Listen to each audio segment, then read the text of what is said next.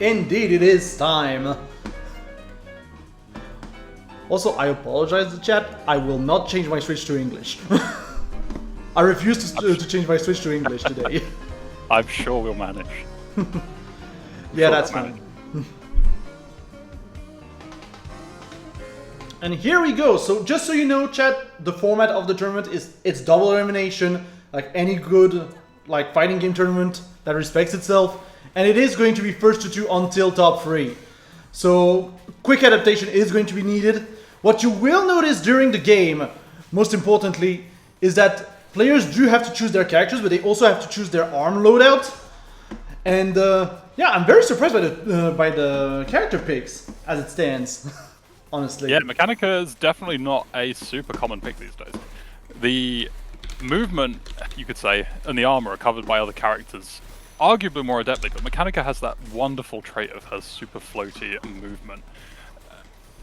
And in a space like this, with a curved arm against double gloves, that's probably going to land a little extra edge, but as we can see, Kid Cobra still has that lovely movement down for a stage like this, and double gloves are always a pretty safe standard to go into for a first game. Yeah, definitely. I would argue gloves as a category are some of the stronger arms in the game overall, but I do like the pick from Yam of using that coloring just to swerve around the pillars of DNA Lab. Because the other thing that you will notice during this tournament as well is that we do have stage picks, just like in, for instance, other platform fighters like Smash Brothers and Rivals of Ether.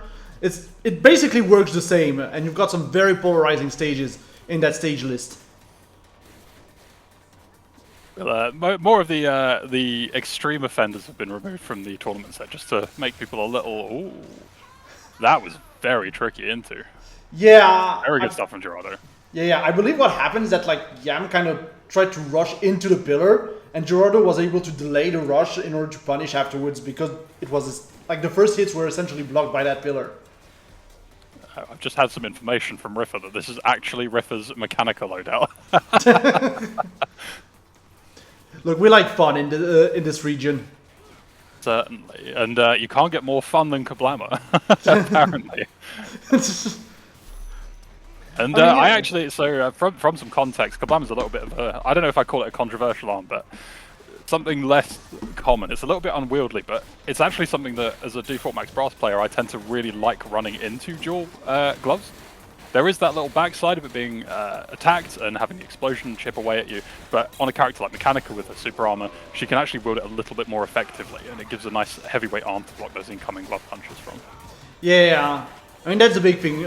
It's definitely an unconventional arm within all them. The only other arm that is technically a hammer in this game is the whammer, which I would argue is a little bit more useful just because of the stun attribute. But Kablammer is definitely a little bit unwieldy and a little bit surprising if you're not ready for it.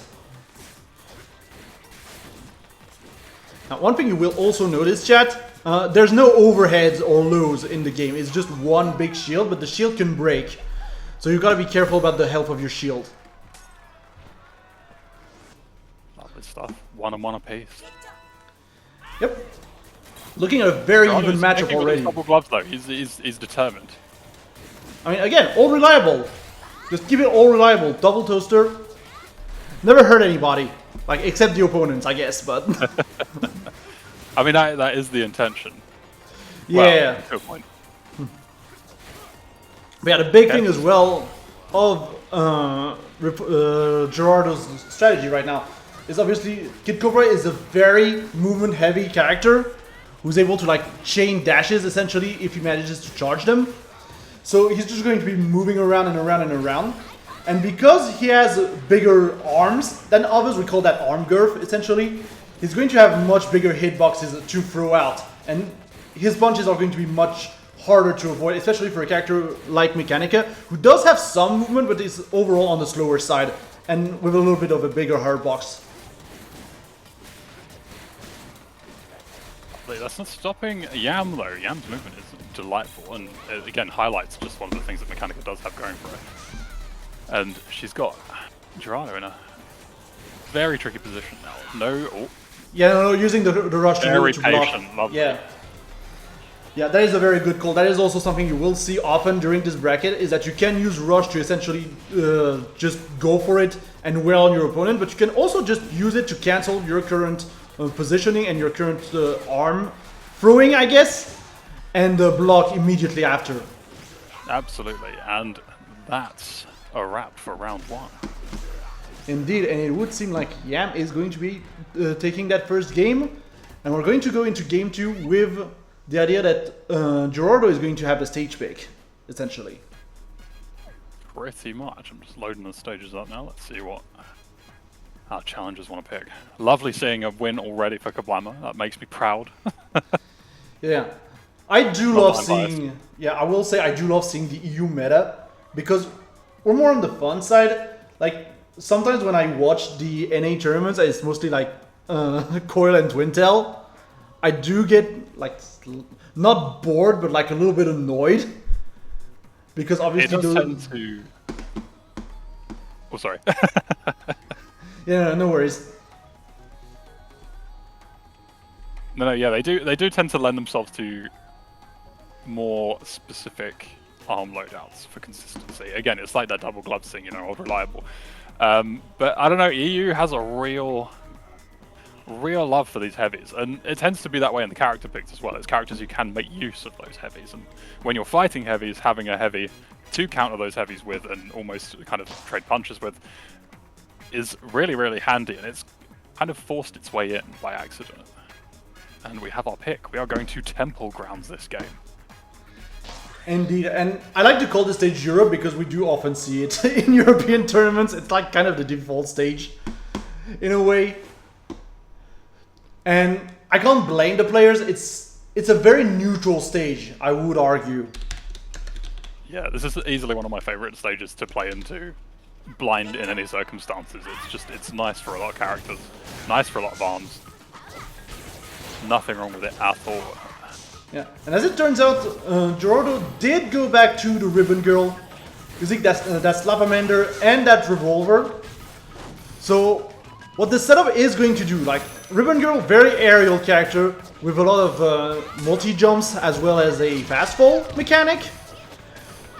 And with that arm setup of, like, having that Revolver for quick stuns, as well as the Slapamander for curvy stuff to go around again the pillars of that stage.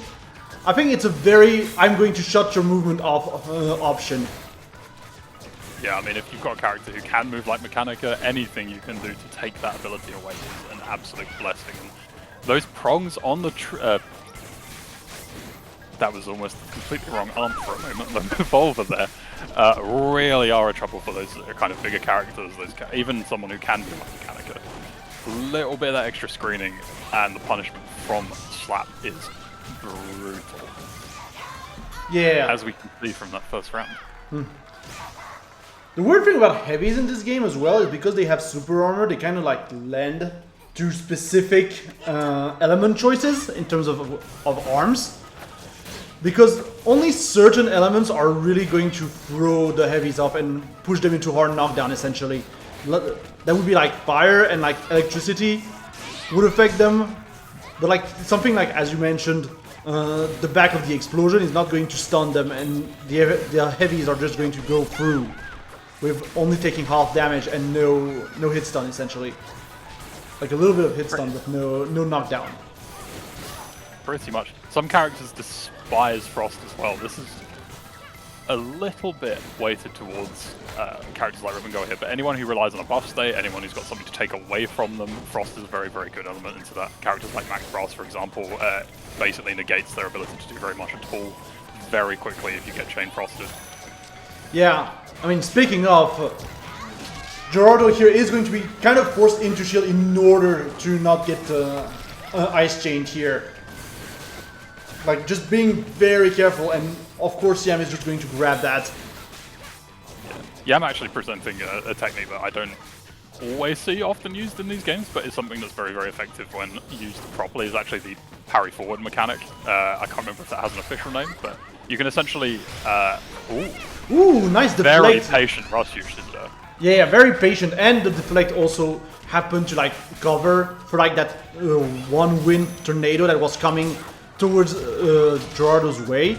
But unfortunately, I'm not sure there's going to be enough damage output to to Giurardo in order to take that round before the timeout. Oh, not quite. Not that it's needed.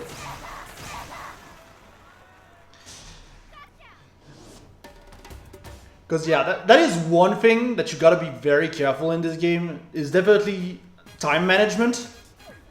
Because since you don't really have combos, you're not going to be having that many opportunities to dish out extreme damage in like a short period of time.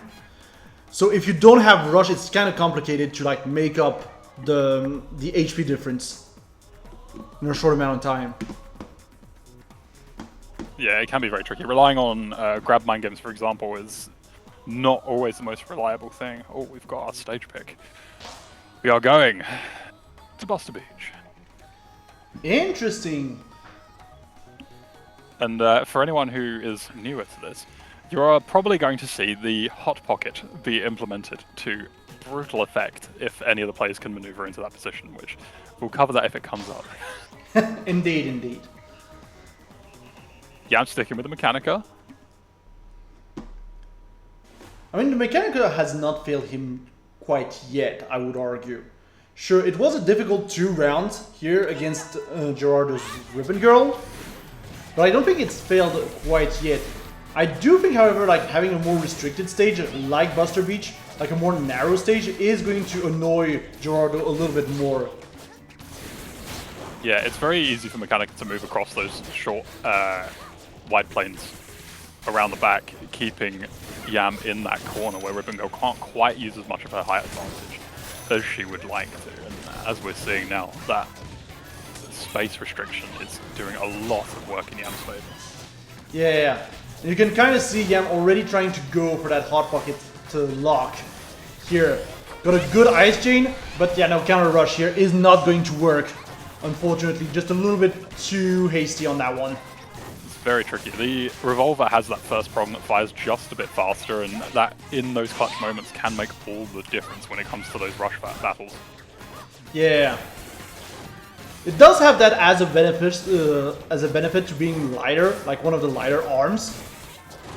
Because there's a weight system in the arms where like lighter arms kind of get swatted away by heavier arms. And unfortunately Revolver is one of the lighter arms in the game. Let's see. Both sticking with the passive. No change-ups here. Yeah, and so far, Giurardo kind of mastering the rhythm of the game right now. He's definitely dictating the whole rhythm of the game, most importantly. Thankfully, Yam is going to completely avoid that rush, meaning that right now Yam has the full rush advantage if he decides to go for it. Could get him out of a tricky situation, to be fair. Indeed, at the moment though it looks like they want to get into position to actually make advantage, and advantage they get. It's a little tricky from those farther distances, especially with Boomerang is not always the fastest savant in those instances, so I think it's a sensible play on Yam's part there. Yeah. That being said, the Chilla does have some very good tracking overall, so it is a little bit more of a reliable rush because of that as well. Oh, I couldn't tell you, I'm a roaster-only glove spammer. I don't believe in tracking. That is fair. Oh, potential for a chain here? Yep. We're definitely going for it. Sneaking in. And the grab not going to be quite enough to kill just yet. And Yam has a lot of extra pressure here with that rush already being ready to go. Yeah. I do think he's probably going to try and save it for the next round, though. That's the big thing. There we go, and that he can.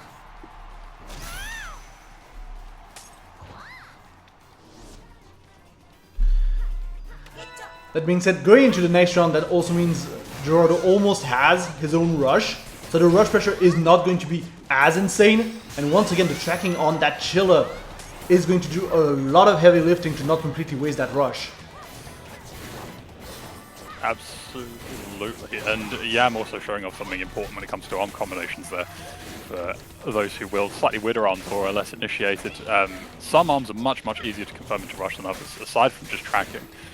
They wanted to confirm with their gloves first to ensure that they could definitely get the Coolerang in, rather than just wasting it. The Coolerang being a little bit slower, they might not have landed it, and that would have completely wasted their entire rush, letting Giurardo get into a nice safe position to avoid or counter that rush. Indeed. But so far Yam is going to get stunned. We're not going to get anything off of Giurardo's side. We're just a little bit too far for that, unfortunately. We're not going to have the quick rush to go for it. And that's the thing, like, distance is such a key point in this game. You would think with extendable arms, distance would not be that much of a problem, but you do have to take into account the travel speed of each arm as well. Okay, yeah, stunning to grab. We got those.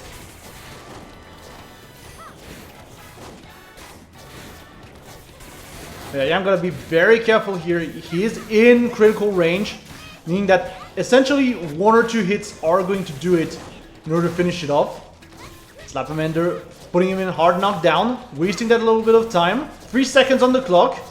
And yeah, Lepe is just going to play very defensively here. Quite. I think they were trying to fish out that rush so they could chip them down last second, even with the block going up. But as you said earlier, the timer is a vicious, vicious opponent. Indeed. And that is going to be the match going to Giurardo, moving on to, I believe, winners round 2, if I'm not mistaken. Indeed. Lovely first set of games to open up on, showcasing some of the lovely movement and offense potential of the punch game.